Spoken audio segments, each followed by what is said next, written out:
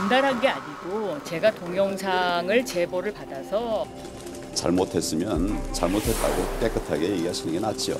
저하고 박지원 대표님하고 그 동영상을 봤어요. 그때 국회 방송에 황교안 장관이 미묘하게 눈을 깜빡거려요.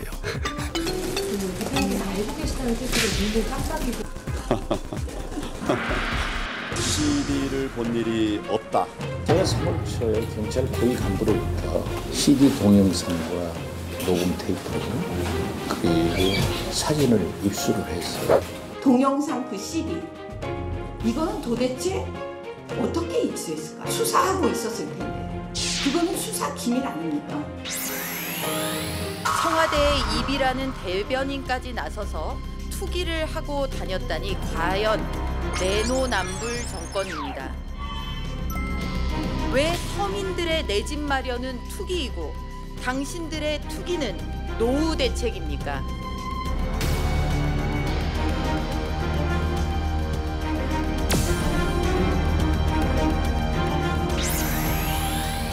손학규 대표는 자기 스스로에 대해서 정치적 징계부터 해야 될 것입니다. 어떻게 선거를 치르자는 얘기입니까? 저는 이 얘기입니다. 그런 얘기도 못한다면 그것은 우리 야당들은 딱이 없다 이렇게 생각합니다.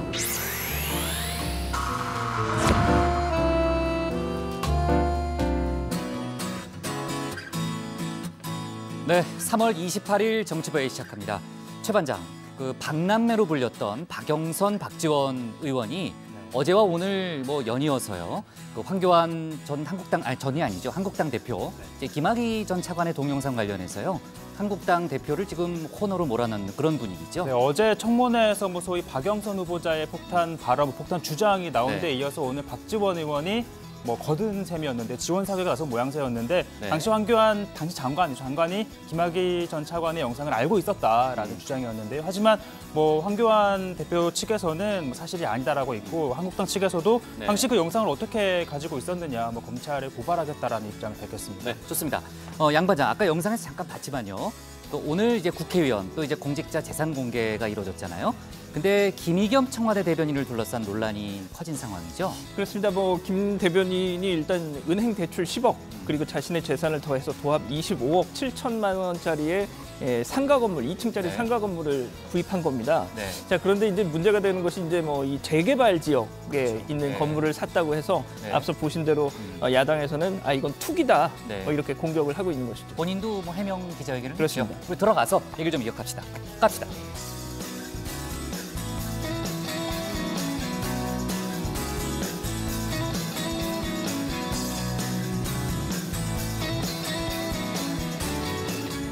네, 반장들 자리에 앉았으면 정치부를 시작하죠. 법무부 소속 공익법무관 2명이 최근 김학의 전 법무차관이 출국 금지됐는지 여부를 조회한 걸로 확인됐습니다. 그러니까 조회 시점은 22일 밤, 저희가 지금 영상으로 보고 있는 22일 밤 김학의 전 차관이 태국행 비행기로 출국 시도를 했던 때보다는 먼저라고 합니다. 뭐 정확한 날짜를 법무부가 공개하진 않았지만 먼저라고 하고요. 법무부는 진상 파악을 위해서 감찰에 착수했습니다. 앞서 김 전 차관 측이 그런 얘기를 했잖아요. 출국 금지가 안 돼 있다고 해서 숨이라도 돌릴 겸 열흘간 태국에 가 있으려고 했다. 그런 말을 했습니다. 근데 어떻게 보면 그 말이 이제 부메랑이 된 거죠. 그 말을 복기해 보면은 출국 금지 여부를 미리 확인하고 출국을 준비했다는 그런 뜻이 되잖아요. 그렇죠. 그래서 법무부가 이제 감찰을 통해서 몇 가지 사실을 추가로 확인한 거고요.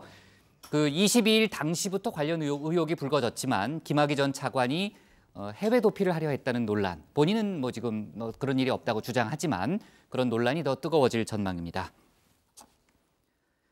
자, 고 장자연 씨의 동료 배우인 윤지호 씨가 오늘 그 배우 이미숙 씨를 포함해서 연예인 6명에 대한 조사가 필요하다고 주장했습니다. 윤 씨가 오늘 대검 과거사 진상조사단에 참고인 자격으로 출석했는데 이런 내용을 얘기했고요. 이미숙 씨 등은 고 장자연 씨의 문건 작성 배경을 알고 있을 거라고 말했습니다. 윤 씨는 어제 자신의 의무 기록 증명서를 SNS에 공개했거든요. 뭐라고 이유를 밝혔냐면은 자살하지 않을 심리 상태라는 것을 알리기 위해서 이제 의료 관련 증명서를 공개한 것이고 사고사로 위장되지 않게 경호원들과 24시간 동행하고 있다는 내용도 밝혔습니다. 자, 한동안 저희가 이제 속보를 전하지 못했는데요. 버닝썬과 경찰 유착 의혹 등과 관련해서 몇 가지 속보가 오늘 확인된 게 있습니다. 빅뱅 멤버 승리, 가수 정준영 등과 함께 있는 카카오톡 대화방에서 본인도 불법 촬영물을 유포한 사실이 드러났고요. 경찰이 승리 씨를 관련 혐의로 추가 입건 조치했습니다. 승리는 해당 사진을 유포한 사실은 인정했는데 직접 찍지는 않았다, 이런 주장을 하고 있다고 하고요. 승리 관련해서는 외국인 투자자에게 성매매를 알선한 혐의에 대해서 수사가 진행돼 왔는데 경찰은 혐의 입증에 어느 정도 자신감을 보이고 있다는 보도가 나오고 있습니다. 자, 오늘 정치부 회의는요. 먼저 최 반장 발제를 들어보면서 김학의 전 법무차관의 해외 도피 의혹과 황교안 한국당 대표로 번지고 있는 정치권 공방부터 알아보고요. 청와대에서 외국 기업인들을 만난 문 대통령 등 청와대발 뉴스와 외교안보 소식을 이어서 다루겠습니다. 김의겸 청와대 대변인의 부동산 투기 의혹 논란, 또 국회 인사청문회 이후 더 가열되고 있는 여야 공방도 짚어봅니다. 그럼 먼저 최종혁 반장의 발제부터 시작하겠습니다.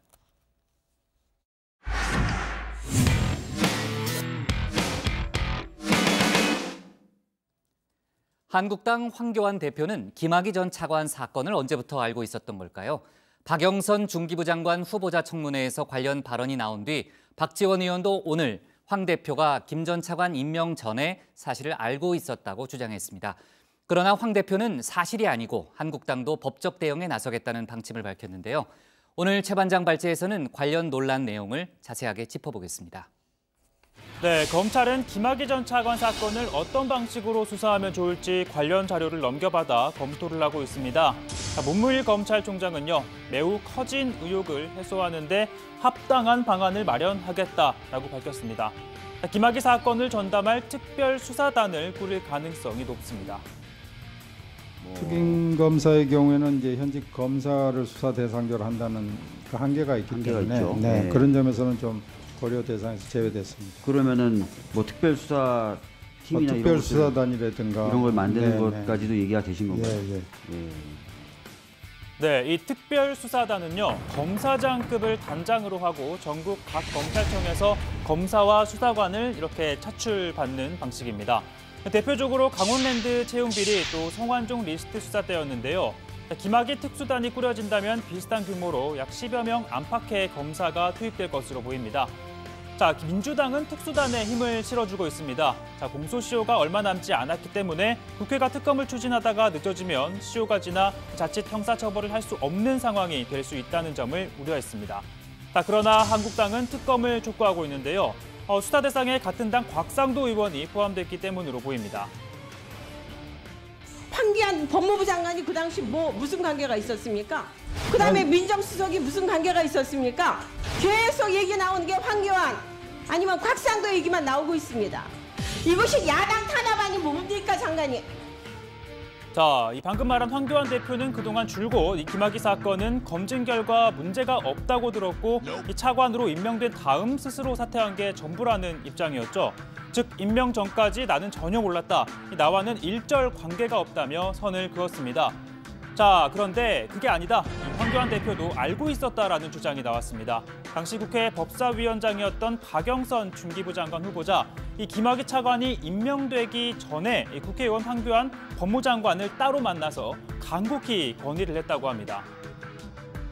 그래서 제가 제보받은 동영상 CD를 꺼내서 황교안 법무장관님께 이것은 제가 동영상을 봤는데 몹시 심각하기 때문에 이분이 차관으로 임명되면 이거는 문제가 굉장히 커질 것으로 보입니다. 자, 그러니까 이 박영선 후보자도 영상에 나온 인물이 이 김학의 전 차관이었다는 걸 한눈에 알 수 있었다는 건데요. 자, 아무튼 위원장실에서 단둘이 나눈 대화인 만큼 사실인지 이걸 또 입증해 줄 사람이 필요합니다. 박 후보자, 법사위 박남매에게 SOS를 보냈습니다. 여성이 보기에는 너무 부적절한 CD여서 저는 처음에 조금 보다가 말았고요. 그러니까 조금 보다가 그 CD를 가장 많이 보신 분이 박지원 대표이십니다. 네, 그 CD를 가장 많이 봤다고 알려진 박지원 의원도 그 동영상의 존재를 상세히 알고 있었다는 겁니다. 특히 이 박지원 의원은요, 박영선 후보자가 황교안 당시 장관을 만난 뒤 자신에게 전화를 걸어서 이렇게 말했다는 사실도 떠올렸습니다. 이제 박영선하고 저는 전화를 많이 하잖아요. 낄낄낄 그러면서 오늘 얘기했더니 황교안 장관이 얼굴이 빨개지더라. 그리고 또 다른 얘기는 그분이 할 거예요. 생략. 자, 그러나 황교안 대표의 입장은 또 다릅니다. 금시초문이라는 듯 펄쩍 뛰었습니다. 박영선 후보자가 그 김학의 임명 전에 그 동영상 CD를 보여드렸다고. 나한테? 예. 택도 없는 소리. 그 CD를 보여드린 게 아니었었나요? 에이, 무슨 소리 하고 있어. 자, 물론 이 박영선 후보자도 실물 CD를 보여준 건 아니라고 정정을 했지만 일단 영상이 있다는 건 분명히 말했고 황교안 장관도 당시 인지하고 있었던 것으로 생각한다라고 했습니다. 특히 김 전 차관이 사퇴한 다음 법사위에서 관련 얘기가 나왔을 때도 황 대표는 당시 모든 걸 알고 있는 것으로 보였다고 주장하고 있습니다.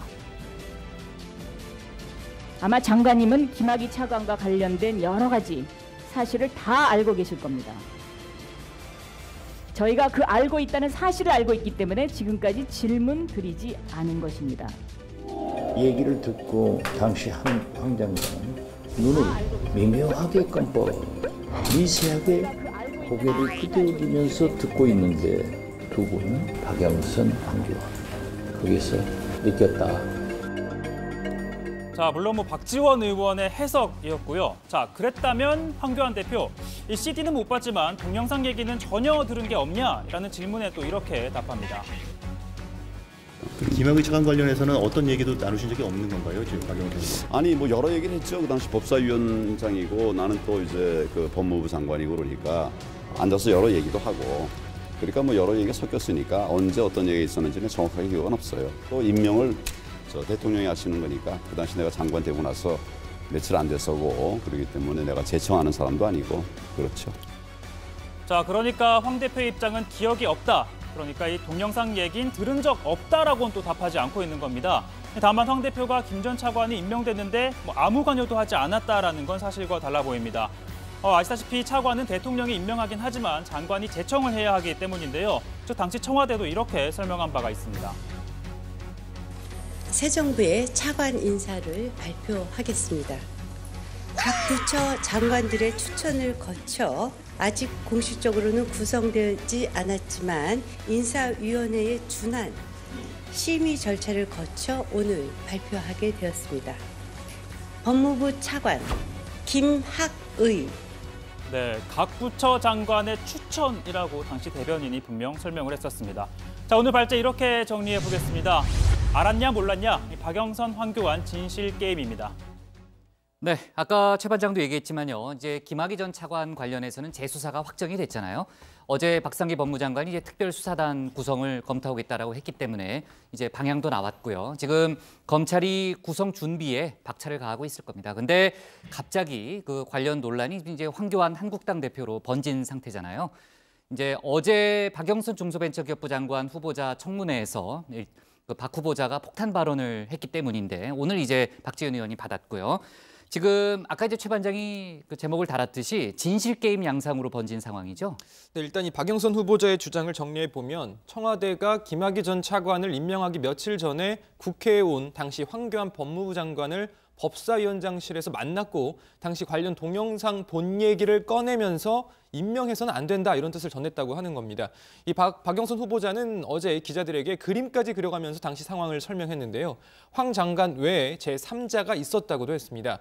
박영선 후보자는 당시 기록을 공개하면서 김 전 차관 취임 이틀 전인 13일 오후에 만났다며 관련 기록을 공개하기도 했습니다. 네, 그러니까 어제는 박영선 후보자, 오늘은 이제 법사위 박남배로 불렸던 박지원 의원이 가세를 한 건데 박 의원은 당시 이제 황교안 장관이죠. 당시 법무장관이죠. 전 장관이 그 김학의 전 차관 관련 사건을 인지하고 있을 거라는 주장을 하고 있는 거죠.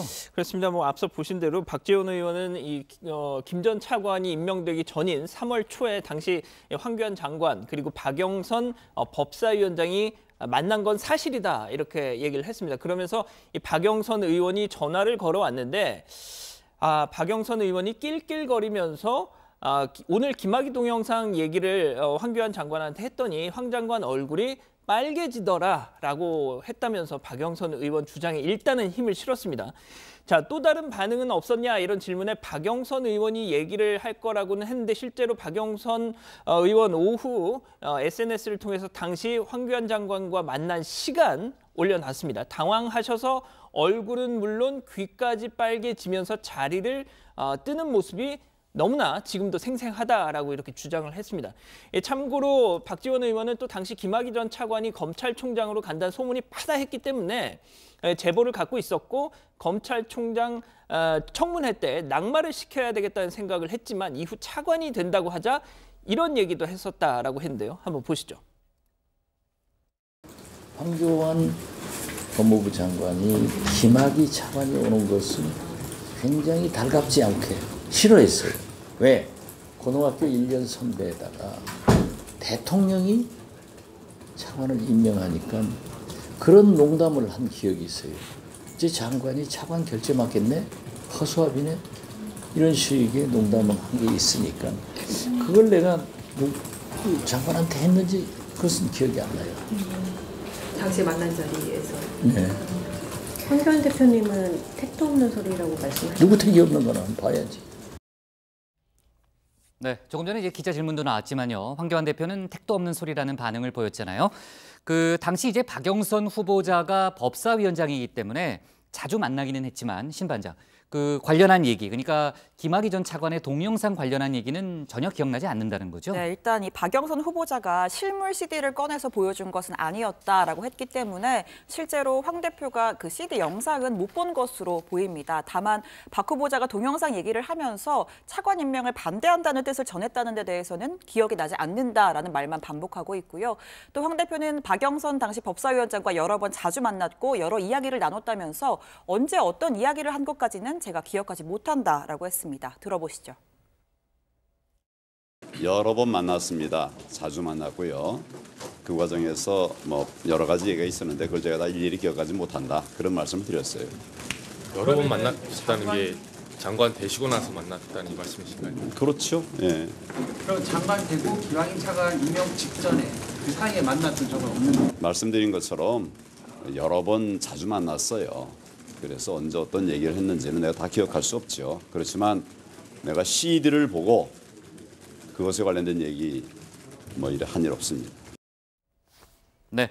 자, 근데 최 반장 혹시 뭐 취재가 됐는지 모르겠는데요. 박영선, 박지원 의원이 그 동영상을 어떻게 갖고 있었던 거죠? 아마 이 내용을 듣고 그 부분이 가장 좀 궁금했던 말이에요. 부분이긴 한데요. 박지원 의원이 오늘 설명을 했습니다. 당시 설명했어요? 네, 경찰 고위 간부가 줬다라고 하는데요. 2013년 3월 초쯤에 이 동영상이 담긴 CD 그리고 녹음 테이프 그리고 사진을 갖다 줬다고 합니다. 그러면서 경찰이 또 이런 부탁도 했다고 하는데 이건 직접 한번 들어보시죠.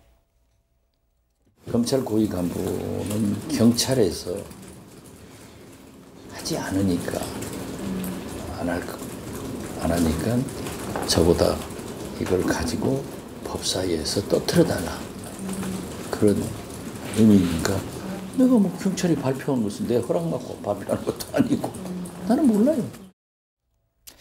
자, 그러니까 이 김 전 차관이 임명이 내정된 게 3월 13일이고 또 임명된 게 15일이잖아요. 그러니까 그 전에 경찰이 갖고 있던 영상이 당시 야당 법사위원 쪽으로 넘어간 거고 이 박지원 의원은 이를 당시 법사위원장이던 박영선 의원에게 건넸다는 겁니다. 뭐 이후 그 해당 자료는 버렸다라고 밝혔는데 뭐 구체적으로 언제인지에 대해서는 기억이 없다라고 답하고 있습니다. 네, 지금 이제 자유한국당이 그 부분을 문제 삼는 걸로 제가 알고 있는데, 그러니까 그 당시 그러니까 어쨌든 수사 기밀을 어떻게 입수했느냐. 그 검찰에 고발하겠다는 뜻을 밝히고 있다면서요? 네, 그렇습니다. 한국당은 박영선 후보자는 CD 입수 경위를 밝혀야 한다면서 법사위원장이라는 직권을 남용한 것은 아닌지 수사에 영향을 미치거나 공작 수준까지 나아갔던 것은 아닌지 밝히는 것이 순리라고 했습니다. 아울러서 박 후보자가 정정하기는 했지만 CD를 꺼내서 보여줬다라고 한 데 대해서도 법적 조치에 나서겠다는 입장을 밝혔습니다. 갑자기 자유한국당 제1 야당 대표인 황교안 대표에게 또 총을 날립니다. 이 CD에 대해서 황교안 대표에게 허위로 말해놓고 아무것도 아닌 것처럼 해요. 사과 한마디도 안 해요. 그러면 우리 당은 어떻게 해야 되겠습니까? 고발해야 되지 않겠습니까? 네, 반면 민주당은 황교안 대표가 그동안 김학의 사건을 몰랐다는 게 거짓말로 드러났다고 목소리를 높였습니다. 홍영표 원내대표는 황 대표가 김학의 사건을 확실하게 인지했다는 정황이 또 드러났다면서 더 이상 오리발을 내밀지 말고 손바닥으로 하늘을 가리려 하지 말라고 했습니다. 김학의 차관 사태 이후 김학의 사건이 은폐, 축소된 것이라는 의혹이 있고 이에 대해 당시 법무부 장관이었던 황교안 대표가 관여한 사실이 없다면 국민들에게 낱낱이 숨김없이 진실을 밝혀야 할 것입니다. 지금 김학의 전 차관의 경우에는요, 앞서 긴급 출국 금지가 되면서 인천공항에서 발길을 돌려야 했잖아요. 현재는 수사에 집중하고 있는 그런 분위기죠? 그렇습니다. 일단 뭐 중앙일보와 인터뷰를 한 내용이 오늘 나왔더라고요. 김학의 전 차관 빨리 수사로 전환되는 게 좋다라면서 이 진상조사단에서 수사와 무관한 자신에 대한 인신공격성 설들이 너무 나온다, 이렇게 복잡한 심경을 밝혔습니다. 그러면서 현재는 수사 대응에 집중하고 있다, 이렇게 밝혔고요. 인천공항에서 이 긴급 출국 금지 조치가 된 데 대해서는 출국 심사대를 통과한 후에 긴급 출금이 된 건 난 진짜 듣도 보도 못했다, 이렇게 불쾌감도 드러냈습니다. 자, 미리 출국 금지돼 있는지 확인을 해보니 안 돼 있길래 내가 공항에 나갔다라면서 밤 11시쯤 그때 심사대를 통과를 했고 출국장에서 출국을 기다리고 있는데 갑자기 출발 10분 전에 직원들이 오더니 검사가 처분을 내려서 당신 못 나간다, 이렇게 통보를 하더라는 거죠. 네, 근데 저 대목이 좀 이상한 게, 그러니까 김 전 차관이 미리 출국 금지 여부를 확인한 다음에 공항에 갔다고 지금 주장을 한 거잖아요. 근데 출국 금지가 됐는지 안 됐는지 여부를 어떻게 알았던 거죠? 그러니까 이 출국 금지 여부를 확인하는 건 본인이나 사건을 대리하는 변호인이 출입국 사무소를 직접 방문해야만 확인할 수가 있습니다. 네. 뭐 전화나 구두로는 요청할 수가 없고요. 그런데 최근 법무부가 김 전 차관에 대한 긴급 출국 금지 처분 이후 관련 기록 등을 살피는 과정에서 김 전 차관이 공항에 가기 전인 하루 전인 21일쯤 법무부 소속 법무관 2명이 김 전 차관의 출금 여부를 조회한 사실이 드러났습니다. 이들은 관련 시스템에 접속해서 김학의라는 이름을 입력해서 출국 금지 여부를 조회했다고 합니다. 그러니까 사실관계는 확인이 됐는데, 그러면 이제 김학의 전 차관 측의 부탁을 받고 한 거예요? 아까 신반장이 얘기했던 것처럼 출국 금지를 조회하기 위해서는 본인 또는 변호인이 직접 신분증을 들고 방문을 해야지 확인을 할 수 있기 때문에 이걸 부탁을 받아서 확인을 했다고 하더라도 적법한 방법은 아니라는 겁니다. 법무부는 이들이 왜 조회했는지 조사를 하고 있는 중인데요. 현재까지 구체적인 이유나 배경에 대해서는 입을 열지 않고 있는 것으로 전해지고 있고요. 법무부는 그래서 이 김 전 차관이나 그의 부탁을 받은 누군가를 통해서 이 조회가 이루어졌을 가능성을 염두에 두고 조사를 하고 있습니다. 다만 이 두 법무관이 단순한 호기심 차원에서 또 검색했을 가능성 역시 배제하지는 않고 있습니다. 네. 제가 지금 갑자기 말을 멈춘 게 어디 언론 인터뷰가 윤중천 씨에 대한 인터뷰가 나왔는데, 김학의 사건이 최순실과 직접 관계가 있고 또 내가 입을 열면은 여러 사람이 피곤해진다, 이런 내용인데요. 저희 다음에 이제 신혜원 반장이 발제하는 동안에 제가 기사를 좀 읽어보고 다시 한번 정리를 하겠습니다. 자, 오늘 기사 제목은요, 이렇게 정할게요. 박영선, 황교안, 김학의 CD 진실 공방으로 제목을 잡겠습니다. 다음은 신혜원 반장의 발제를 들어보겠습니다.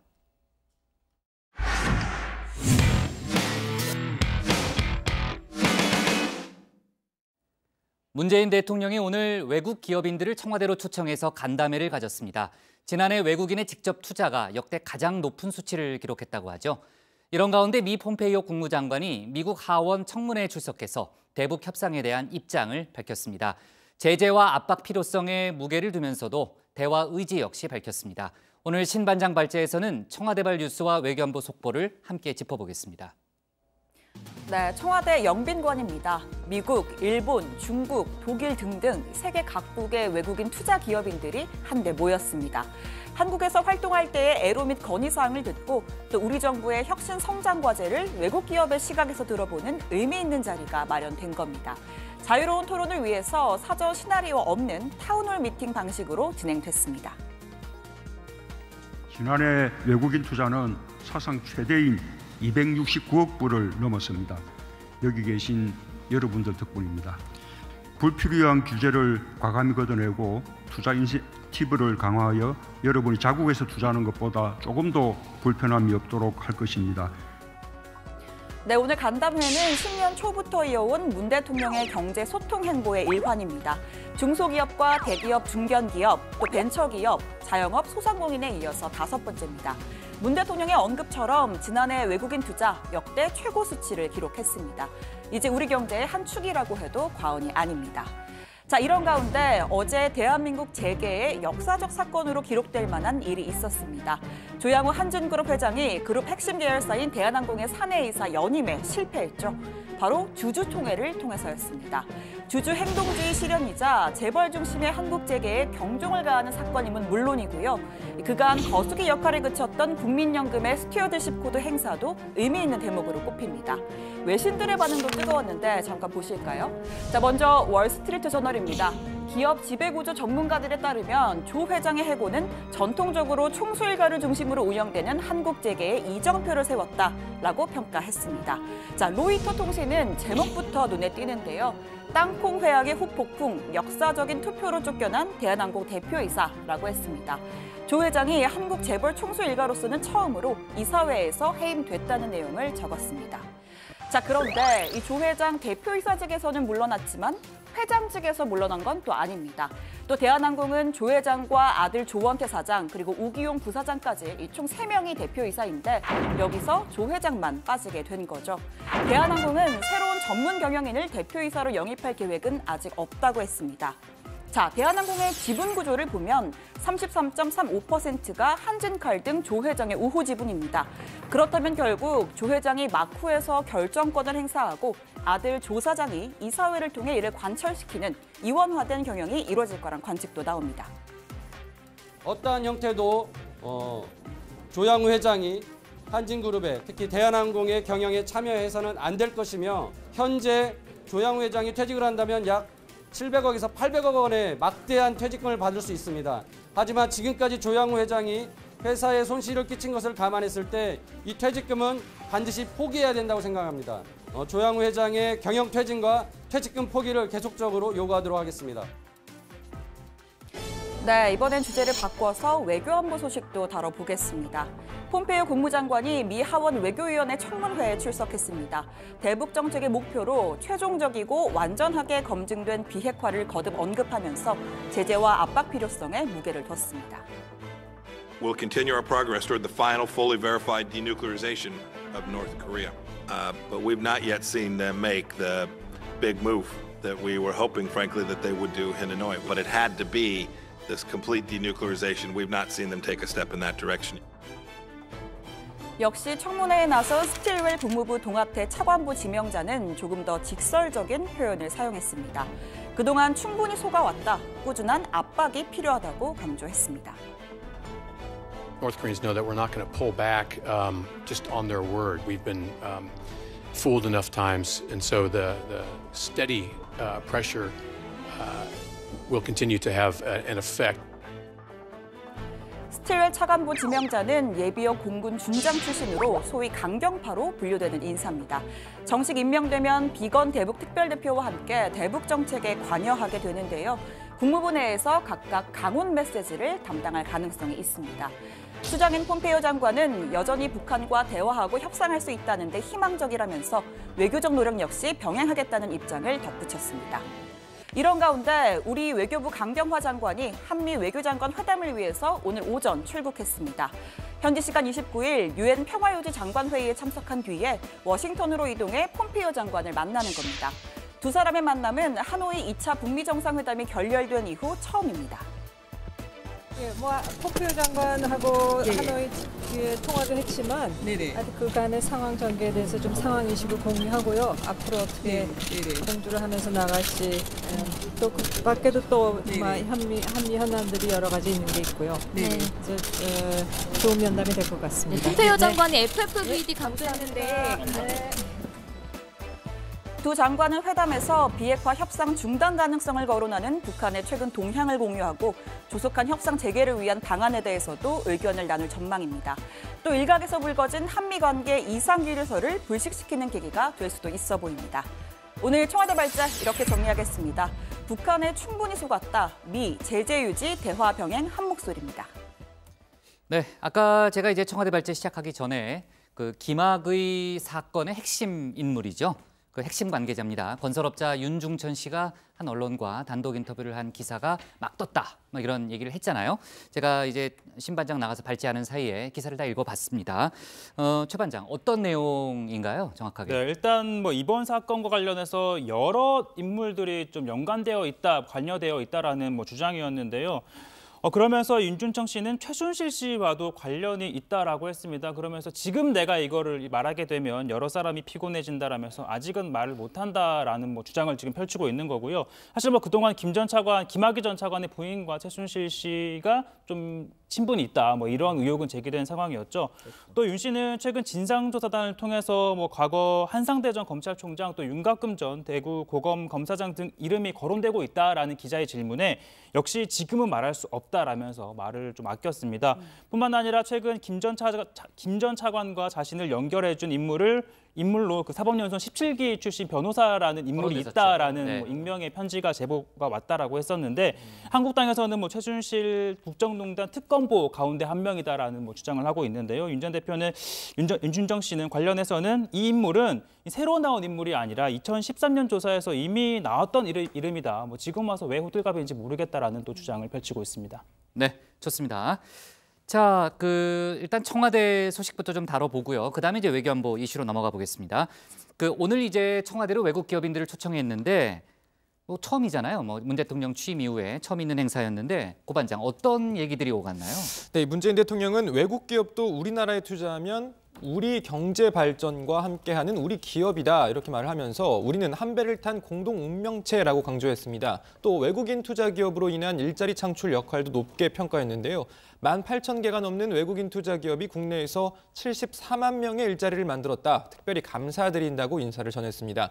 또 지난해 남북 정상회담 이후 한반도 위험 수위가 낮아졌다면서 평화 경제의 무한한 가능성을 주목해달라. 한반도 평화 경제는 세계에서 가장 매력적인 시장이 될 것이다. 이렇게 강조했습니다. 네, 이 외국 기업인들도 문 대통령의 말에 동감한다 이런 반응을 보였습니다. 1년 전만 해도 뭐 지인들로부터 전쟁 날 것 같은데 빨리 돌아와라라는 이야기를 들었지만 지금은 그렇지 않게 됐다는 건데요.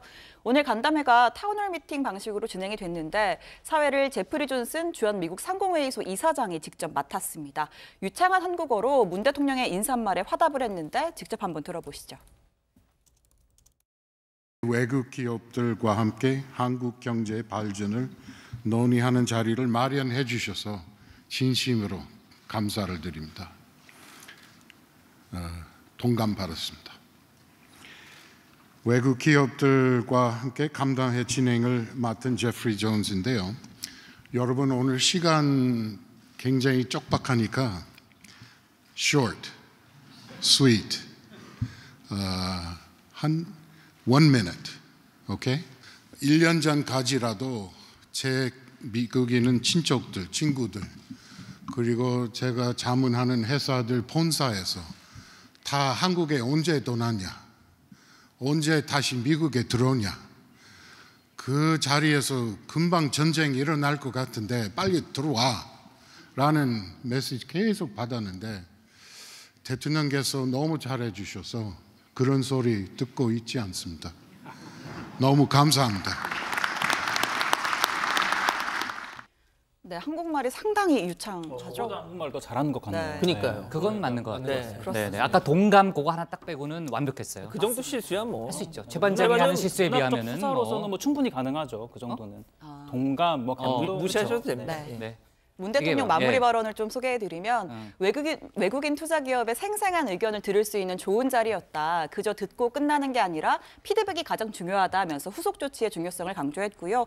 또 오늘 자리에 참석한 홍남기 경제부총리는 글로벌 스탠다드의 중요성에 적극 공감한다면서 한국에 투자하고자 하는 기업들이 도전할 수 있도록 노력하겠다라고 이야기했습니다. 네, 자 외교안보 이슈를 짚어볼게요. 폼페이오 국무장관을 포함한 미 국무부의 주요 인사들이 미국 하원 외교위의 청문회에 일제히 출석을 했고요.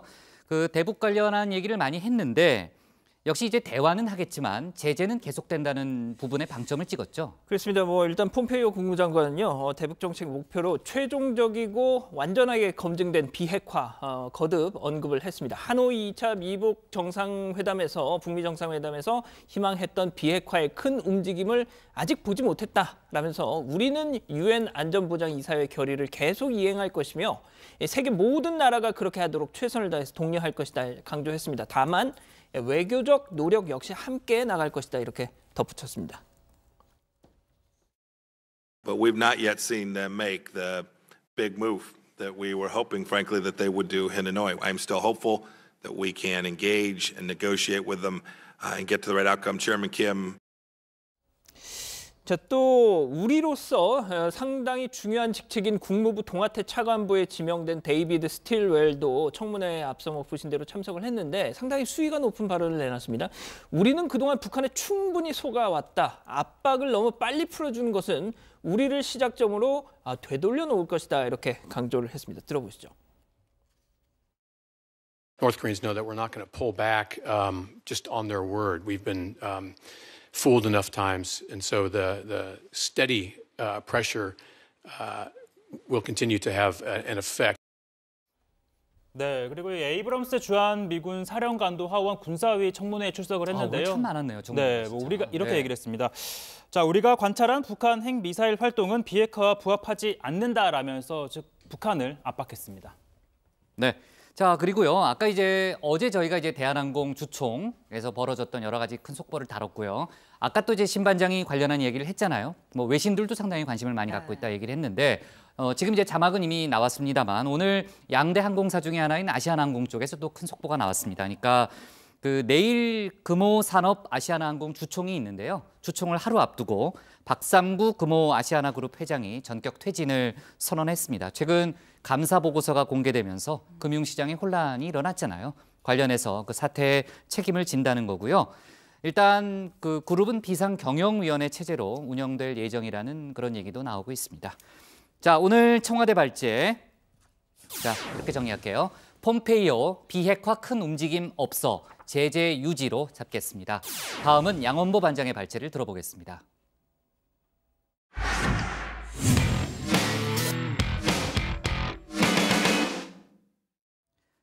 정부공직자윤리위원회가 오늘 고위공직자 재산신고 현황을 공개했습니다. 신고 대상자 1,873명의 지난해 기준 1인당 평균 재산은 12억 900만 원이었고요. 이 가운데 72%인 1,348명이 앞선 신고 때보다 재산이 늘었습니다. 그중에서도 특히 청와대 김의겸 대변인의 부동산 보유 문제가 불거지면서 오늘 하루 종일 논란이 컸죠. 오늘 양 반장 발제에서는 관련 소식과 다른 정치권 뉴스를 함께 정리해 보겠습니다. 예, 그렇습니다. 청와대 김의겸 대변인 오늘 재산 변동 현황이 공개된 고위공직자 가운데 유독 눈길을 모았습니다. 그럴 수밖에요. 워낙 극적인 변화가 있었기 때문이죠. 차근차근 설명드리겠습니다. 자, 김 대변인 지난해 2월에 청와대 대변인 임명됩니다. 임명과 동시에 청와대 인근 관사에 입주를 하죠. 전셋집에 살았는데 관사 들어가면서 그 전세 계약을 해지합니다. 바로 그러고 나서 서울 흑석동에 건물을 매입을 하죠. 지금 논란이 되는 게 바로 이 건물입니다. 자, 어떤 건물인지 한번 보시죠. 지금 보시는 이 건물인데요. 2층짜리 상가주택입니다. 1980년에 지어진 그러니까 39년 된 건물이네요. 딱 보기에도 허름해 보입니다. 그런데 김 대변인 지난해 7월 초에 개인 재산 14억 원 그리고 은행 대출 10억 원, 형제들에게 빌린 1억 원, 도합 25억 7천만 원을 주고 저 2층짜리 건물을 매입을 했습니다. 자, 아무리 이 서울 부동산이 미쳤다 하지만 이게 25억이라니 하실 텐데요. 그럴 만한 가치가 있다는 거죠. 바로 흑석 뉴타운 이 지역에 있는 이 북판에 있는 지역 그러니까 지역 부동산 업체 설명에 따르면 작은 아파트 2채 그리고 상가 1채를 배정받을 수 있는 금싸라기 건물이었기 때문이라는 겁니다. 실제 이 지역은 지난 5월 롯데건설이 시공사로 선정이 되면서 1,500세대의 아파트가 이 지역에 들어선다는 거죠. 자, 결국 지금 논란이 되고 있는 건 투기냐 아니냐 문제입니다. 현재로선 불법 소지는 보이진 않습니다만 그렇다고 해도 이 재개발 시세 차익을 기대했다라는 점까지는 부인할 수 없는 거 아니냐 이런 지적인 거죠. 그러지 않고서야 연이자 4% 적용 시에 이자 비용으로만 한 달에 450만 원, 1년에 5,520만 원을 토해낼 용기를 갖지 못할 것이다라는 겁니다. 또 매입 시점인 지난해 7월이면요. 모두 11번의 부동산 대책이 막 쏟아져 나오던 바로 그 한 복판이었던 때입니다. 대출 규제가 한창이던 바로 그 시점에 이 청와대 대변인이 은행에서 10억 원을 대출받았다는 것 자체가 뭔가 좀 갸우뚱할 수밖에 없다는 거죠. 자, 논란이 커지자 김 대변인 직접 해명했습니다. 이렇게 말이죠. 시세 차익은 이미 집이 있는데 또 사거나 아니면 차익을 노리고 되파는 경우에 해당된다고 생각합니다. 하지만 저는 그 둘에 해당되지 않습니다. 자세한 얘기는 들어가서 더 전해드리겠습니다. 자, 다음 소식입니다. 예, 4.3 재보선 지원 때문에 지금 창원에서 방을 얻어서 살고 있는 완전 올인하고 있는 바른미래당 손학규 대표. 자, 손 대표를 향해서 이현주 의원 찌질하다, 벽창호다 맹비난했었죠.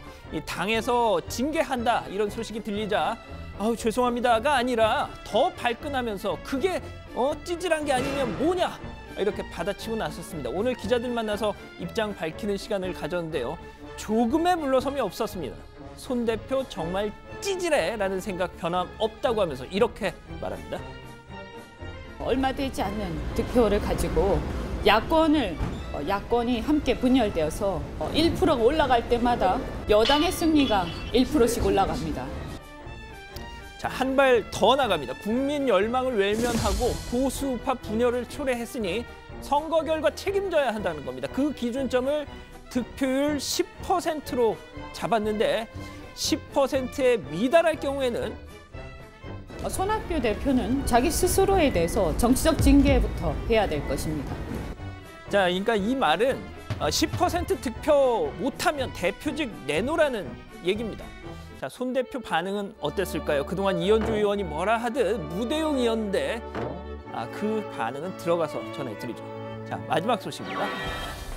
예, 어제 이명박 전 대통령 항소심 공판이 있었죠. 이학수 전 삼성 부회장이 증인으로 나왔습니다. 어제도 전해드렸지만 이학수 전 부회장 이 다스 소송비 MB 측 요청 받고 삼성이 대납한 거, 일부 대납한 거 맞다라면서 이 전 대통령한테 매우 불리한 증언을 쏟아낸 겁니다. 자, 그런데 생각해 보시죠. 증인과 피고인석 간의 이 거리 불과 2m 남짓입니다. 이날 법정에서 증인석에 가림막도 쳐 있지 않았다고 합니다. 이 전 부회장 바로 옆에서 또 얼굴이 얼마나 따끔따끔했을까요? 두 사람 관계 또 어떻습니까? 고려대 상대 선후배입니다. 이 전 대통령 61학번, 65학번 말이죠. 이 고대 특유의 그 끈끈한 선후배 문화 생각하면 이 전 대통령으로선 후배 얘기 들으면서 몹시 분하지 않았을까 상상되더군요. 자, 그런데 정말이었습니다. 자, 증인신문 끝나고요. 예, 증인신문 끝나고 검사가 재판부 앞으로 가서 이랬다는 거죠. 존경하는 재판장님, 이거 해도 너무한 거 아닙니까? 예? 피고가 혼잣말로 증인한테 계속 욕을 하고 있는데 제지 좀 해주십시오 말이야. 이렇게 했다는 겁니다. 심지어 지난번 증인한테도 무슨 말을 툭툭 던지던데 이거 진짜 가만 놔둘 수 없습니다 했다는 겁니다. 도대체 무슨 욕을 했길래 검사가 저렇게 화를 냈던 걸까요? 여기 완전 개판이야, 개판은? 예, 저희가 이제 워낙 좀 심한 욕이라서 일단 무음 처리를 했는데 이런 비슷한 욕을 했다는 겁니다. 어쨌든 이 재판부가 주의를 줬고 이 전 대통령 약간 멋쩍은 표정으로 내가 저 증인을 안 보려고 하고 있다라고 했다는 거죠. 자, 기분이 안 좋았을 이 전 대통령 재판 끝나고는 이런 반응이었습니다.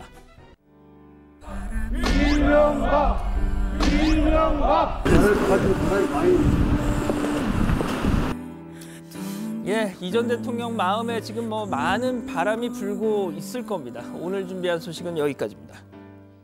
네, 부동산 문제는 이제 대한민국에서 가장 예민한 문제 중 하나잖아요. 오늘 이제 재산 공개가 이루어졌는데 그 중에서도 이제 김의겸 청와대 대변인의 25억 7천만 원짜리 상가 건물 매입 단연 지금 정치권 논란의 중심에 서 있는 상황이죠. 네, 김 대변인이 오늘 기자회견도 했는데 네. 처음에는 이 건물 구입 배경에 대해서 비보도로 설명을 하겠다라고 했었습니다. 그래서 이제 기자들이 공직자 관련된 문제인데 어떻게 비보도로 하느냐, 공식적으로 언급을 해달라라고 해서 처음에 중단이 됐던 브리핑이 다시 재개되는 그런 해프닝도 있었고요.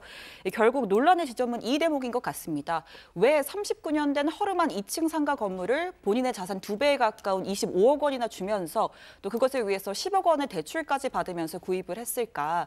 결국 재개발 시세 차익을 기대했던 거 아니냐, 투기 아니냐, 이런 의문이 드는 거죠. 네, 그래서 신발장이 조금 전에 이제 기자회견 여러 가지 해프닝 비슷한 그런 얘기도 했었는데 네. 기자회견에서는 어떤 내용을 설명한 거예요? 일단 김 대변인은 이렇게 설명을 했습니다. 해당 건물은 부동산 중개업을 하고 있는 아주 가까운 친척으로부터 제안을 받아서 매입을 했다라고 했습니다. 직위를 이용한 재개발 정보를 얻었다라는 의혹은 부인을 한 거죠. 그러면서 상가 건물을 산 이유는 재개발이 완료되면 아파트와 상가를 받을 수 있다고 알았기 때문이다라고도 설명을 했습니다. 네, 지금 이제 정치권에서 제기하는 여러 가지 문제 중에 하나가 또 이제 KB국민은행에서 배우자 명의로 이제 10억 대출을 받았잖아요. 그게 이제 감당이 되는 수준이냐 이런 얘기인데, 그러니까 한 달 이자만 450만 원 정도는 된다는 거죠. 네, 알다시피 이 9.13 대책 이후에 대출 규제가 강화되면서 서민들 내 집 마련 많이 힘들어진 상황이어서 이제 그런 내용 언급도 많이 있었는데, 오늘 해명 회견에서 김 대변인은 은행 대출금 10억 원을 상환할 수 있는 방법과 계획이 있었다면서, 하지만 그 문제는 대단히 제 사적인 문제이고 가정사와 관련된 문제라 답변 드릴 수 없음을 양해해달라고 했습니다. 그러면서 청와대 대변인을 관두면 언제든 관사를 비워주고 나와야 하는 불안한 상황이라면서 30년간 전세를 살았던 제가 이 나이에 또 전세를 살고 싶지 않았다. 그래서 이렇게 건물을 마련했다라고 한 거죠. 네, 그러니까 조금 전에 이제 고 반장이 얘기했던 이제 건물 구입 배경이 단순히 이제 더는 전세를 살기 싫어서였다면 그냥 아파트를 구입하면 되는 거 아니냐, 이런 지적들도 좀 나오잖아요. 네, 여기 이제 시공사로 롯데건설이 선정이 된 게 지난 5월입니다. 그러니까 이 지역에 실제로 아파트가 들어서기까지는 못해도 3년은 걸릴 텐데요. 그럼 청와대 관사를 언제 또 나갈지 모르는 상황이라면 곧 털리게 될, 또 입주가 언제일지도 모를 재개발 지역 건물을 살 게 아니라 기존 아파트를 샀어야 하는 것 아니냐라는 지적이 이 지점에서 나오는 겁니다. 이에 대해 김의겸 대변인은 이 아파트 입주 때까지 어떻게 거주할지에 대해선 생각한 바가 있지만 그것까진 말씀드리기엔 적절치 않다라고 선을 그었습니다. 지금 대출이 10억 원인데 그러니까 추가 대출을 받는 방안 그런 사례들이 거론이 될 텐데요.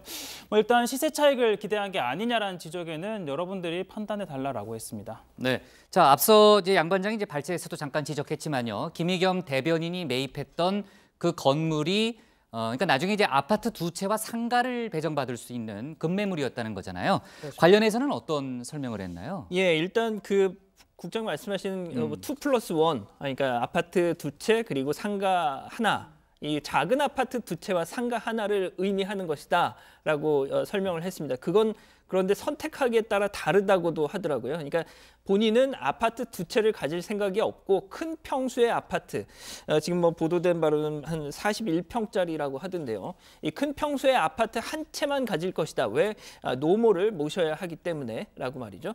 자, 부동산 시장이라는 게 워낙 변수가 많지만 부동산 전문가 얘기들을 좀 들어보니까 이 상가 건물 기대 수익이 재개발 완료 시점까지 가면 못해도 한 10억 원 정도는 될 거다. 이렇게 주장이 나오고도 있습니다. 네, 김의겸 대변인의 오늘 그 해명 회견을 들어보면요. 지금 이제 많은 설명을 했지만 어쨌든 투기가 아니다. 나는 또 투자의 고수도 아니다. 이런 얘기를 한 거죠. 네, 그렇습니다. 이 시세 차익은 이미 집이 있어서 있는데 또 사거나 아니면 차익을 노리고 되파는 경우에 해당이 되지만 저는 그 둘 다 해당되지 않는다 이렇게 말한 겁니다. 또 일부 언론 보도에서는 현재 25억을 주고 산 집이 35억 원의 가치가 있다는 보도가 있었다. 이런 질문에는 저도 그러면 좋겠다 이렇게 답을 했습니다. 그러면서 또 본인이 집을 구입한 지난해 7월은 서울 부동산 값이 최고점을 찍었던 때고 9.13 대책부터 하락세이지 않았느냐, 꺾이지 않았느냐라고 하면서 투자의 고수라는 지적에 대해서 동의하지 않는다라고 했습니다. 네, 지금 이제 야당들은 이 이슈를 상당히 강하게 지금 제기하고 있는 상황이죠. 네, 아무래도 한국당 민경욱 대변인 지난 정권에서 청와대 대변인을 지냈었잖아요. 그러다 보니까 격하게 반응을 했습니다. 자신의 SNS에 올린 글인데요. 격하게 축하한다라고 한 겁니다. 이 전셋값 떼느라 헉헉거리는데 누구는 아파트값이 몇 배로 뛰며 돈방석에 앉는다라고 한탄하던 김의겸 대변인이 드디어 16억 빚을 내서 재개발 지역에 25억짜리 건물을 사며 꿈을 이뤘다라면서 김 대변인이 썼던 2001년 한겨레 신문 칼럼을 인용해서 비판을 하기도 했습니다. 네, 바른미래당 오신환 사무총장은 대출 규제로 인해서 서민들은 언감생심 집 한 채도 구하기 어렵게 된 마당에 청와대 대변인이 10억 원이라는 대출을 받았다면 어떤 국민이 납득할 수가 있겠느냐라고 지적을 했고요. 정의당 윤소아 원내대표도 정부가 부동산 투기와 전쟁을 벌이는 와중에 답답하고 우려되는 행동이라고 비판했습니다. 민주평화당 역시 김 대변인은 국민 마음을 대변할 자격이 없다면서 당장 사퇴가 답이다라고 비판에 가세했습니다. 네, 민주당은 약간 곤혹스러운 입장일 것 같은데 입장이 나온 게 있어요? 신반장? 네, 일단 민주당은 이 문제와 관련해서는 공식 입장을 내놓지 않고 아직 있습니다. 공식 입장은 안 나온 상황이군요. 자, 그렇고요. 아까 이제 양 반장이 이제 이현주 의원 또 이제 손학규 대표를 둘러싼 얘기도 했는데, 그러니까 손학규 대표가 득표 10%를 못하면 대표직에서 물러나라. 뭐 이게 뭐 더 나갔어요. 한 걸음 더 나갔는데. 손 대표도 오늘 기자회견을 했다는 거죠? 예, 그렇습니다. 근데 이현주 의원 발언에 대한 입장을 밝히려고 오늘 기자회견을 한 건 아니었습니다. 기자회견의 목적은 그건 아니었군요. 투표 동료였죠. 근데 보도가 뭐 일부 그거에 대한 반박 기자회견이다 뭐 이렇게 보도가 나서 좀 혼선이 있었는데요. 그래도 뭐 관련 질문을 기자들이 하긴 했습니다. 그런데 신경 쓸 가치도 없다. 이렇게 손 대표가 일축을 해버린 겁니다. 가치도 없다? 예, 손 대표의 뭐 이런 무반응, 여러 해석이 나오는데 이현주 의원 의도가 어떤지 아는 만큼 내가 이현주 의원 상대해 주는 게 오히려 이현주 의원 몸값만 키워주는 거다. 뭐 이런 거 아니겠느냐. 뭐 이런 분석도 나오더라고요. 일종의 무시 전략으로 풀이되는데요. 잠깐 그 얘기 들어보시죠. 이현주 의원 발언에서는 지금 오늘 이 기자회견에서는 할 말이 없으시다는 말씀 맞으시죠? 관심이 없습니다. 가치가 없습니다. 네, 관심이 없고 가치도 없다. 뭐 그렇게 얘기를 하네요. 자, 좋습니다. 오늘 기사 제목은요. 이렇게 정할게요. 김의겸 재개발 지역 25억 건물 매입 논란으로 정하겠습니다. 다음은 고석승 반장의 발제를 들어보겠습니다.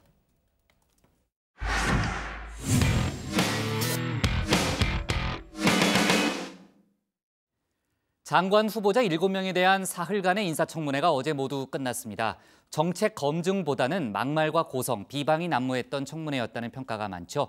특히 마지막 날인 어제 박영선 중기부 장관 후보자 청문회는 결국 파행으로 끝나버리기도 했습니다. 오늘 고 반장 발제에서는 사흘간의 청문회를 정리해보고 또 오늘 보고서 채택을 둘러싸고 벌어지고 있는 여야 대치 상황도 짚어보겠습니다.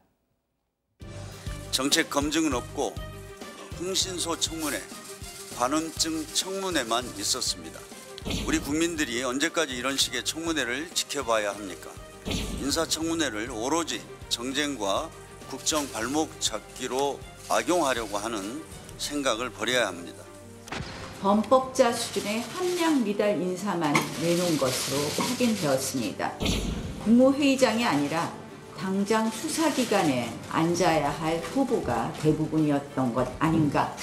아마 국민들도 이러한 모습을 보면서 답답함을 넘어서 분노를 느꼈을 거라고 생각을 합니다. 인사청문회가 모두 끝났습니다. 사흘간 7명의 후보자에 대한 청문회가 진행됐죠. 자, 그런데 방금 들으신 것처럼 이번 청문회에 대한 여야 평가 확연히 달랐습니다. 정반대였습니다. 그런데 하나는 같았습니다.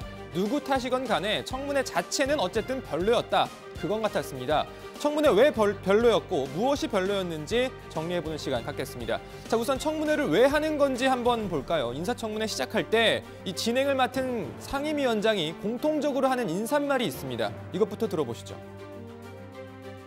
인사청문회는 국민의 대표기관인 국회가 공직 후보자의 국정 수행 능력과 도덕성, 준법성, 책임성을 사전에 검증해서 후보자가 해당 직책을 수행함에 있어서 적합한 인물인지 여부를 확인하는 데 그 취지가 있다고 하겠습니다.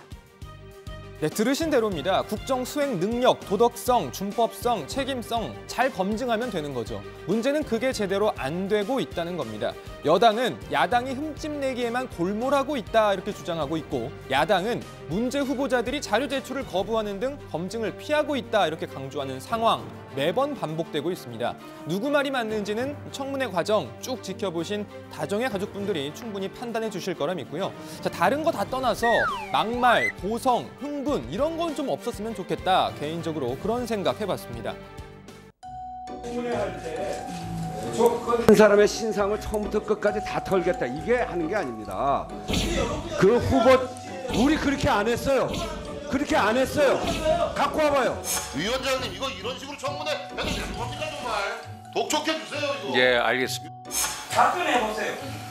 장관으로 더 어떤 소신이 있는지를 답변하셔야 될 거 아닙니까? 알겠습니다. 그 말은 모릅니다. 어떻게 그 사안사안마다 순간적으로 다 뭐 이렇게 제가 이렇다 저렇다 다 결론을 내겠습니까?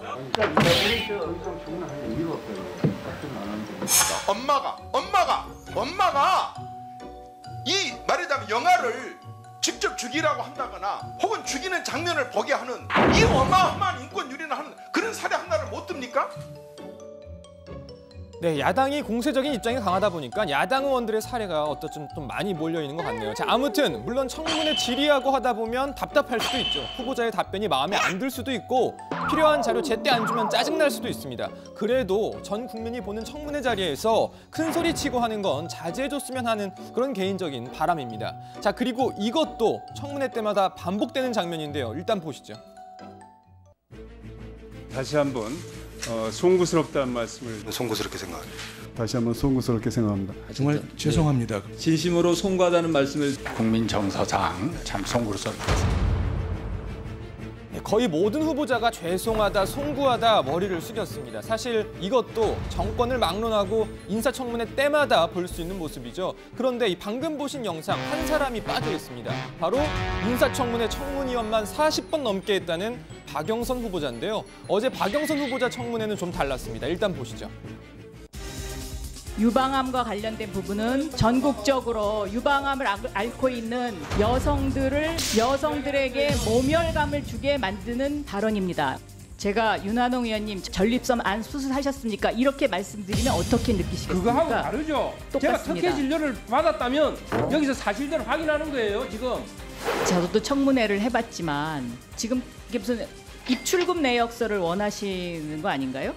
입출금 내역서를 원하는 저는 그 후보자는 지금까지 못 봤고요. 제가 질의한 내용은 사용 금액을 달라고 했는데 평소 온누리 상품권과 전통시장을 애용하고 있음 이렇게 동문서답을 보내요. 콩나물 2,000원 사면서 콩나물 파는 할머니한테 저 할머니 현금 영수증 끊어주세요. 이렇게 하기는 힘들지 않습니까? 그렇죠. 자, 뭐 어찌됐든 청문회는 모두 끝났습니다. 이제 남은 과제 인사청문 보고서 채택입니다. 국회 해당 상임위가 보고서 채택을 하면 그 뒤에 대통령이 장관 임명을 하게 되는 건데요. 일단 민주당은 하루속히 보고서를 채택해야 한다는 입장입니다. 흠결이 있다고 판단된다면 반대 의견을 청문 보고서에 담으면 됩니다. 마구잡이로 보고서 채택을 거부하는 것은 있어서는 안 됩니다. 네, 하지만 보고서 채택 쉬워 보이지가 않습니다. 제1야당인 한국당은 후보자 전원 부적격 입장을 밝히고 있고 문제는 다른 야당들도 후보자들에 대해서 부정적인 입장을 내놓고 있다는 겁니다. 마치 짜고 그랬던 것 아닌가 하는 생각이 들 정도로 도덕적 논란부터 역량에 관한 문제까지 걸리지 않은 후보자가 없었습니다. 국민들은 인사청문회를 통해서 장관 후보자들에 대해서 실망이 오히려 더 커졌습니다. 청와대 스스로 제시한 이 7대 검증 기준조차 통과하지 못한 후보자들이 다수입니다. 고위공직자들은 투기 또는 투기에 가까운 행위를 떳떳이 하면서 국민들에게는 투기를 근절하겠다고 말하면 누가 믿을 것입니까? 청와대의 경각심을 촉구합니다. 네, 청문회는 끝났지만 국회 인사청문보고서 채택과 청와대 임명 여부 등을 놓고 여야 갈등이 당분간 계속될 것으로 보입니다. 자세한 이야기는 들어가서 더 해보겠습니다. 오늘 발제 이렇게 정리합니다. 청문회는 끝났지만 보고서 채택 놓고 여야 공방. 네, 자 인사청문회 저도 이제 송구스럽다, 죄송하다 이 얘기 정말 많이 들었는데 이번에 아무튼 박영선 중기부 장관 후보자 어제 인사청문회는 정말 달랐네요. 네. 그렇습니다. 뭐 일단 뭐 다들 아시겠지만 박영선 의원을 벼르는 박영선 후보자를 벼르는 한국당 의원들 정말 많았거든요. 맞아요, 저도 그런 얘기 들었어요. 워낙 뭐 많은 이 청문회에서 이 낙마를 시켰던 유명한 공격수였죠. 그렇죠, 일종의, 그렇죠? 그렇습니다. 네. 그런데 뭐 그런 분위기가 있었는데. 앞서 발제에서 보신 것처럼 막상 뚜껑을 열어봤더니 오히려 이제 그 박영선 후보자 태도가 평소 국회의원 활동할 때랑 똑같았던 거죠. 야당 의원들의 공세적인 질이 다 일일이 받아치고 오히려 지금 뭐 저희 뭐 여당 발제에서도 앞서 전해드린 것처럼 황교안 한국당 대표 언급을 하면서 역공이 지금 벌어지고 있는 거 아닙니까? 그래서 어떻게 보면 모르긴 몰라도 한국당 입장에선 울고 싶은데 뺨 때려준 격이다 뭐 이렇게 다름없었을 건데요. 결국 보이콧을 선언을 하고 청문회장을 나와버렸습니다. 사실 뭐 역대 인사청문회에서는 후보자들이 뭐 죄송합니다, 송구합니다, 뭐 알아보겠습니다 이렇게 머리를 숙이고 청문위원들은 또 윽박지르면서 추궁을 하고 이런 게 좀 자주 볼 수 있는 모습이었잖아요. 사실 뭐 그럴 수밖에 없는 게 후보자들 입장에선 당장 뭐 장관 또는 총리로 임명이 되는 게 중요할 겁니다. 그리고 청문위원 대부분이 각 부처 해당 상임위원이기 때문에 이 장관으로 취임되고 난 다음에도 대정부 질문이나 국정감사에서 뭐 계속 봐야 하는 상대인 거잖아요. 당연히 잘 보여야 하는 게 본인을 위해서나 또 부처 조직을 위해서나 좋다고 판단을 했을 겁니다. 그런데 박영선 후보자는 장관 후보자이기 전에 여당 중진 의원인데다가 또 어차피 한국당이 청문회 전부터 낙마 인사로 본인을 거론하고 있다는 걸 당연히 알았기 때문에 굳이 그 앞에서 잘 보이려고 할 필요 없다. 할 말은 다 하자 이런 생각이 좀 깔려 있었던 게 아니냐라는 분석이 나옵니다. 네, 자 인사청문회 관련해서는 이제 청문보고서 채택 과정 또 청와대 임명이 이루어지는지 여부를 저희가 이제 후속 취재를 해봐야 될 것 같고요. 4.3 보궐선거 이야기를 좀 해볼게요. 지금 민주당과 정의당이 단일화했는데 그 이후에 판세 변화가 있습니까? 네, 창원 성산이죠. 네. 민주당, 정의당 단일화로 여영국 후보가 최종 단일 후보로 선출이 됐습니다. 단일화 이전에는 여론조사에서 한국당 강기훈 후보가 다소 앞서는 분위기였는데 단일화 이후에는 여영국 후보가 여론조사 상으로 선두를 달리고 있는 상황입니다. 중앙일보 여론조사인데요. 여영국 후보가 41.3%의 지지를 얻어서 강기훈 후보를 10%포인트 이상 앞섰습니다. 그리고 바른미래당 이재환 후보는 5.3%, 민중당 손석형 후보는 4.6%, 무소속 김종서 후보는 0.9%, 대한애국당 진승정 후보는 0.6% 순이었습니다. 뭐 조사 상으로 보면 일단 단일화 효과가 나타났다고 볼 수가 있고요. 단일 후보로 자당 후보가 나서게 된 정의당은 당력을 창원 성산에 총동원하고 있습니다. 또 아시다시피 한국당도 황교안 대표가 창원에서 현재 뭐 살다시피 하면서 선거운동을 하고 있죠. 네, 이 통영 고성 같은 경우에는 사실 민주당에겐 어려운 지역이었습니다. 지난 총선에서 한국당 후보가 무투표 당선된 것도 어떻게 보면 다른 당이 후보를 내봤자 승산이 없다 이렇게 본 탓도 컸을 겁니다. 그만큼 한국당 강세 지역이었는데 국정농단 사태 이후에 지역 정서가 다소 바뀌어 있는 분위기가 분명히 있습니다. 당장 지난 지방선거에서 통영시장과 고성군수 모두 민주당 후보가 당선이 되는 민주당 입장에서는 기적 같은 일이 있었잖아요. 그래서 민주당 이번 이 선거 다소 기대를 하고 있습니다. 한국당은 당연히 기필코 수성하겠다 이런 입장이고요. 일단 여론조사를 보면 한국당 정점식 후보가 앞서고는 있습니다. 마찬가지로 중앙일보 조사인데요. 정점식 후보 38.2%, 민주당 양문석 후보 31.2%, 대한애국당 박청정 후보가 3.5% 순이었습니다. 그런데 한국당 후보와 민주당 후보의 격차가 7%포인트 오차 범위 안에 있습니다. 이건 역시 끝까지 결과를 지켜봐야 하는 상황입니다. 네. 자, 오늘 이제 국회 본회의가 있었는데요. 미성년자 성폭행범의 처벌을 강화하는 일명 조두순법이 통과됐다는 그런 속보도 들어와 있습니다. 자, 오늘 기사 제목은요. 이렇게 잡겠습니다. 7명 전원 부적격, 흠집내기 청문회로 제목을 잡겠습니다.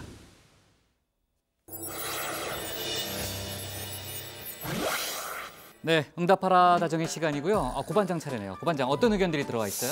네, 일단 이 국민연금이 조양호 회장의 대한항공 사내이사직 연임을 저지한 것 관련해서 의견 많이 주셨습니다. 다정의 가족 최치우님은요, 사필 규정이다. 사회 곳곳에 박혀 있는 갑질을 뿌리 뽑아야 나라다운 나라가 된다라고 하셨고요. 오소리 K75님은요. 앞으로도 도덕적 경영을 하지 않으면 국민연금이 분명히 의견을 행사해야 한다. 이런 의견을 주셨습니다. 또 이 김대유님은요. 조양호 회장이 내려와 봤자 대한항공 사장이 조양호 아들이다. 또 박하양님도 그래봐야 뭐 조양호 입김으로 돌아갈 텐데 이렇게 이 조 회장이 쉽게 물러나지 않을 거라는 의견을 주셨습니다.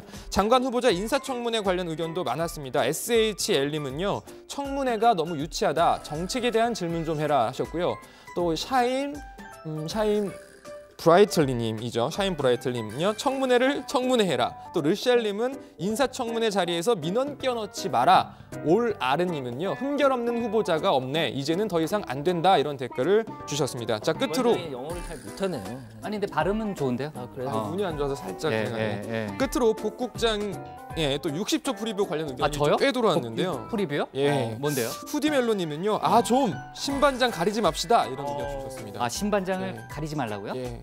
제가 나가면서 신반장 가려요 뒤에? 저도 모니터 볼 때마다 그게 걸리더라고요. 저도 가려지는데 제 얘기는 안 내요. 신반장 이야기. 그럼 누구를 가리라는 거예요? 최반장을 가리라는 얘기인가? 예, 비슷한 의견인데 제이니케이님은 복국장 서 있는 자리가 신반장과 양반장 가리는 자리네요. 이렇게. 제 얘기가 있네요. 예. 자, 오늘의 응답. 저한테 문제 제기를 하고 있는 거죠? 그렇습니다. 앞으로 자리 조정을 좀. 아무튼 맞습니다. 오늘의 응답하라 사정 여기까지 하겠습니다. 네.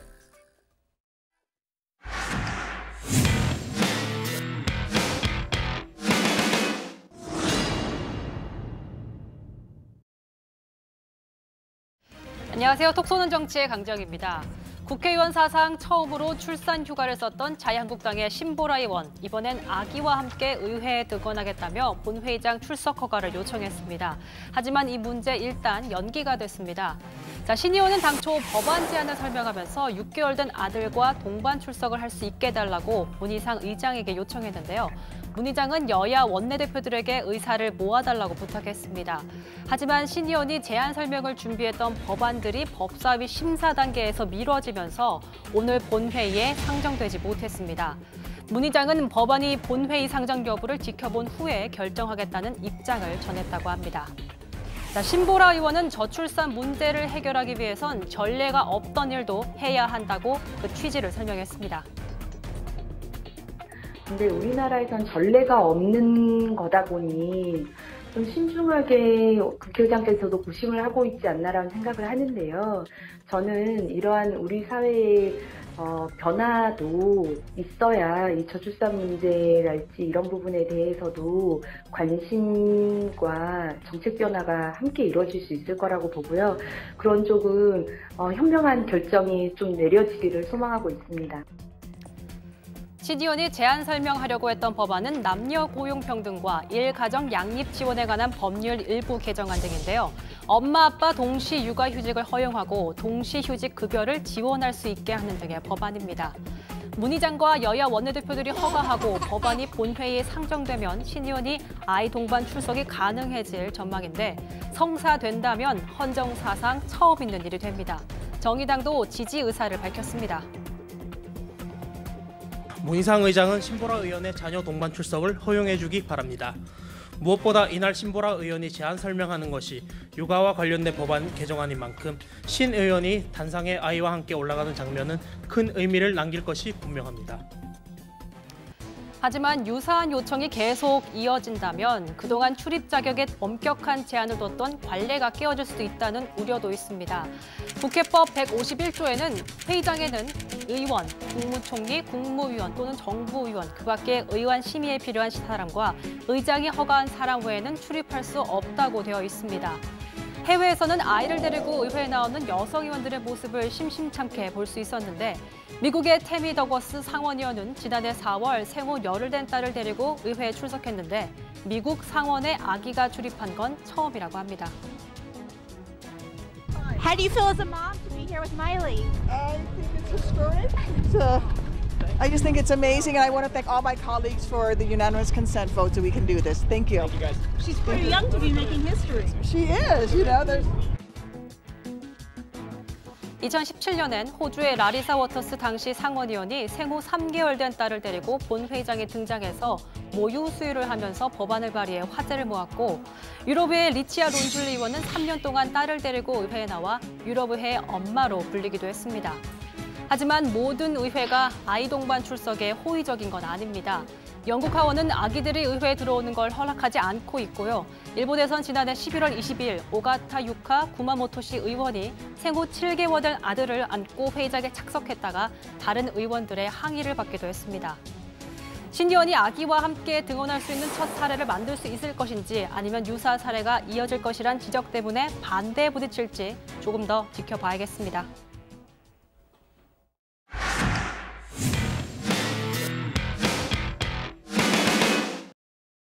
네, 미리 보는 내일 복국장의 60초 프리뷰 시작합니다. 자꾸 신경 쓰이네, 신반장.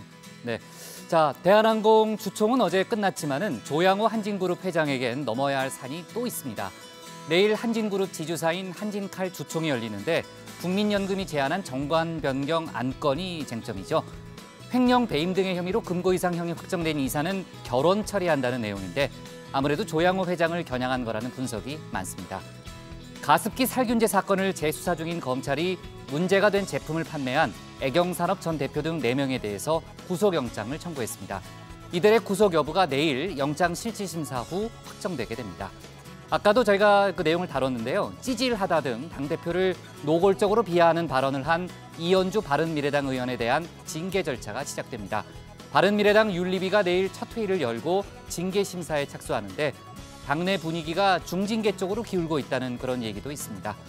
그리고 국회의원 선거구 2곳, 또 기초의원 선거구 3곳에서 치러지는 4.3 보궐선거 관련해서 내일과 모레 이틀간 사전투표가 진행됩니다. 오늘 저희 회의 내용에 대해서요. 의견이나 궁금한 점 댓글로 남겨주시면 응답하라 다정회 코너에서 소개하겠습니다. 저희는 내일 오후 5시 10분에 다시 찾아뵙겠습니다. 가렸어요? 아니면 보였어요? 고맙습니다. 보였습니다. 보였어요? 네. 배경이 신경 쓰여서 국장